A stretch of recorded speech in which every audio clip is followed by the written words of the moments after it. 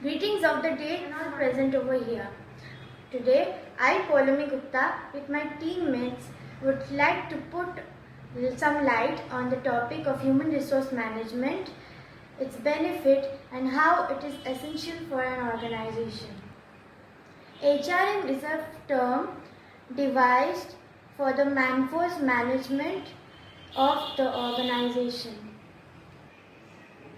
Some of the importances of HRM are: it attracts and retains customer, it develops skills and competencies, it trains people for challenging roles, it promotes team spirit, it develops loyalty and commitment. Human resource management gets the right people in the right place at the right time to maximize their performance and potential. Some of its objectives are as follows. The objectives are, the most important objective is it helps to retain the goal of the organization. As HRM handles the manforce of the organization, so it helps to retain the self-actualization need and the job satisfaction of the employees working in the organization. It provides the organization with well-trained and well-motivated employees that is much needed in an organization. It develops and maintains the quality of work life. In short, human resource management falls under 5 main core functions. They are staffing, development, compensation, employee health and labor relations. So further, human resource management includes human resource management modules, human resource planning, recruitment, selection, training and development, and HR ethics. The following would be illustrated by my teammates respectively. Thank you. I would like to start from explaining what is human resource planning. So, human resource planning play an important role in a hotel. It examines the current situation and the future situation which an organization needs. This process helps in a hotel in several ways, such as staffing, recruitment, development, training, and the factors which can help a hotel in growing faster. The term resources signifies potential, abilities, capacities, and skills. And HRP is the first step in human resource process. HRP is the process by which an organization ensures that it has the right people at the right time for the job, which will help the organization to grow faster in future needs. Now we will know that why HRP is important in a hotel. So it has to access future personal needs. It has to cope up with change, which means in industry many things changes like competitors, technology, guidelines, etc., which bring changes in the nature of the job, employee turnover. And we have some objectives of HRP: proper assessment of HR needs in future, and to get more manpower for the organization so they can help the organization in growing faster and better. And they have to create and motivate the employees to give their 100% and to protect the weaker section of the society. And they have to manage all the challenges that society has to face day by day. And they have to plan careers for the individual employees. The next point I would like to explain is like what is recruitment. In HR, recruitment helps in the process to identify, attracting, selecting, and hiring the right candidate or employee which is capable of doing the job on time. Basically, it depends upon the size of the hotel. If we have the bigger hotel, we need the more manpower and we have to recruit the better employee. And the larger hotels may have entire teams of recruiters. And HR plays an important role in recruiting the right employer. This is the first step in building an organization at a high level. The goals are to locate and hire the best candidate on time and to budget. And why recruitment is important in a hotel? So recruitment is important in a hotel because it gives you the best candidate for your right job. Many hotels compete with each other, and to handle this situation, HR is responsible is to choose the right candidate. Then next we have stages of recruitment. There are few stages of recruitment. Preparation, receiving an application of a candidate. And the next is stages of selection. We have some stages like select an unqualified candidate for a job. The HR directly rejects the unqualified which is not capable for the job, and they give ratings ranking to the candidate. The next, they take an interview of a candidate, and then after that they observe and give the offer letter to the deserving candidate, and they point out their weak links where they have to cope up and they have to work hard. So this is the process of recruitment involved in selection process.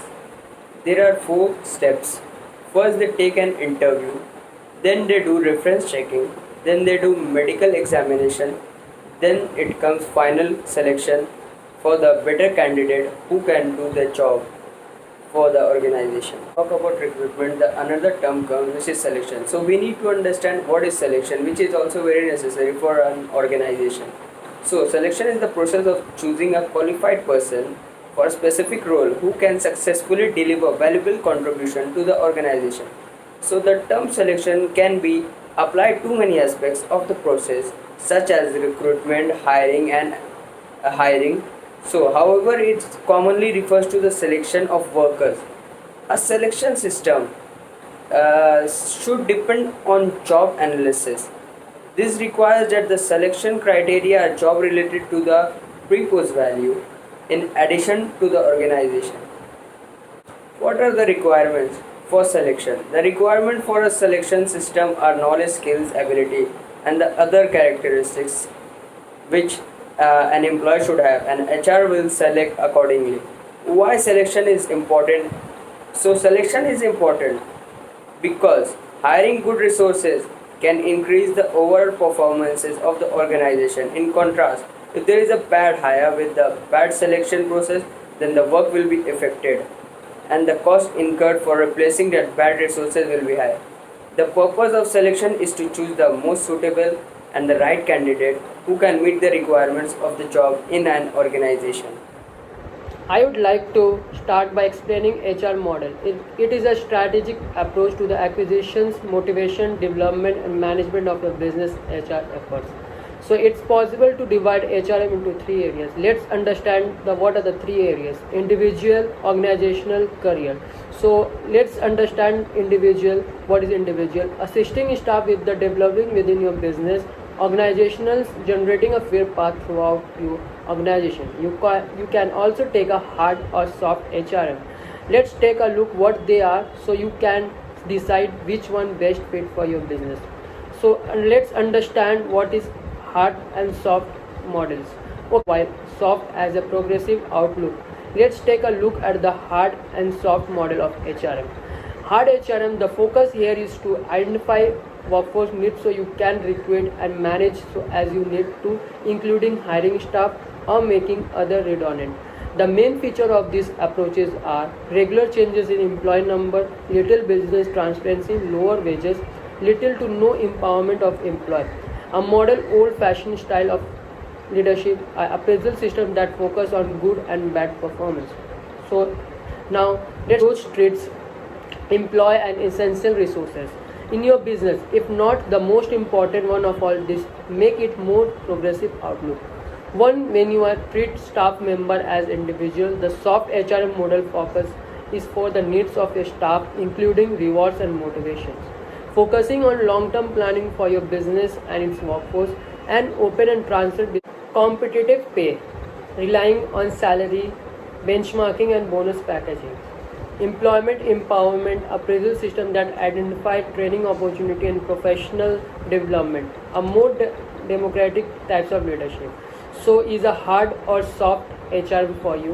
Whether you take the HRM hard and soft approaches depends on what you want to achieve in business along with your belief in terms of leadership. But you can merge various aspects of two as you see fit. However, the soft HRM approaches is certainly most popular in the modern business world, especially with employees who expect we understand what is soft model and hard model. So let's understand what is the advantage and disadvantage of soft model and hard model, because if we don't know what is the advantage and disadvantage of model, so we don't able to choose the right one. So let me explain what is the advantage and disadvantage.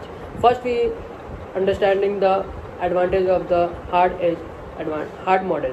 One of the main advantage of the hard HRM approach for employee is you get maximum control in your business and depending on your industry. That means you can be more. The disadvantage of that is that it could be frustrate an employee as the approach is more in line with micro. Understand the soft advantage and disadvantage. The main advantage of the soft edge approach is with employee moral. With this approach, your workforce will feel more valued and the appreciative of your effort as a business. This can lead to greater levels of motivations and higher productivity for your business, as well as long-term commitment from staff who will remain eager to continue working for you, so that cuts costs or recruitment as you will have a higher retention rate. Your business will also receive positive word of mouth with equal opportunity and rewards for staff. HR ethics. Acting as a moral heart of a company can seem like an overwhelming task, but no matter the issue, HR professions always uphold strong ethical standards and strive for a fair work environment. Employees also find them confidence talking with the HRs, and they also can find new candidates. There are 6 HR ethic guidelines which can be followed to a master at ethical competitions, like making a valuable resource. The 6 HR ethics are: know the laws. As a representative of an organization, HR professionals always need to make tough decisions and hold employee accountable for wrong actions. Then that's not the easy task. So HR profession is a very difficult and a useful task. Always knowing the important labor laws and the compliance practices will help to manage these issues and thus raise and oppose after the fact. Some example of the law know the knowledge are: if an employee were to request short-term disability, you would need to understand your benefits, provide a short-term disability process and eligibility. The second ethics is prioritize professional development. HR is constantly changing field, especially as a new conversation arises and the technology continues to change the way we work. Staying on the top of these changes requires a lot of new skills and knowledge. Participating in training programs is one way to stay ahead of the curve. Many HR professionals also pursue advanced degree and certifications in the specific fields. Some become specialists in particular area like payroll, recruiting and benefits. Like other HR generalists, we have broader set of responsibilities. Many choose to continue the professional development through workshops continued in education. Thus, there is no one who fits in all the approaches learning. HR professionals, especially those who are new in the industry. The third point in HR ethics is be an ethical HR leader. Conflict between colleagues and inevitable in workplace. Imagine, for example, an employee tells you that they are a manager at a high-level executive and treated them unfairly. A situation like this requires to engage you in tough conversations to everyone involved. Be an ethical HR leads means being confident in your moral decisions and effectively communicating them to the employee. Fourth HR ethics is understand conflicts of the interest. Conflicts of interest are determinal to how business operates because they create internal politics and distract from the company's bottom line and cause the quality of work to deteriorate for the employees. Take for example, a practice given to employees preferential treatment. It is not illegal to play favorites until and unless in doing so your discrimination against someone else on the basis of race, gender or an other protected class. While you can't change the law, so you can implement company policies that the last HR ethics is keep information confidential. From social security number, medical records, HR professionals have access a lot of confidential information about the employees. By making sure paperwork and electronic systems are secure, you can rest easy that your company information is protected. As an HR professional, you also have a legal obligations to keep everything an employee tells you confidential, unless otherwise specified or discussed. For instance, if an employee comes to you with a concern about a colleague or tells you that they have witnessed sexist or racist behavior in the office, it is the job management so that this information without revealing the source. What is training and development? Training and development is a structured program with different methods designed by professionals in the particular job or in the HR department. It has become the most common and the continuous task in our organizations or for the HR department for updating skills and knowledge of employees in accordance with the changing importance of training. Employees appreciate being able to build new skills, improve the job performance, and potentially evolve towards more challenging roles. It is interesting to note that ongoing education is valued by the employees from all age groups as the key to staying relevant in the job market, which is helped by the HR department. Even more importantly, supporting and providing ongoing training opportunities to the employees of our organization shows the company's commitment to its employees' growth. Employees feel their value to the company and employee education is promoted, and thus employees try to work hard for the organization. The objectives of the training and development are induce new employees, gain knowledge on new method, obtain knowledge on company policy, earn knowledge on customer relations, change attitude, and ensure personal growth.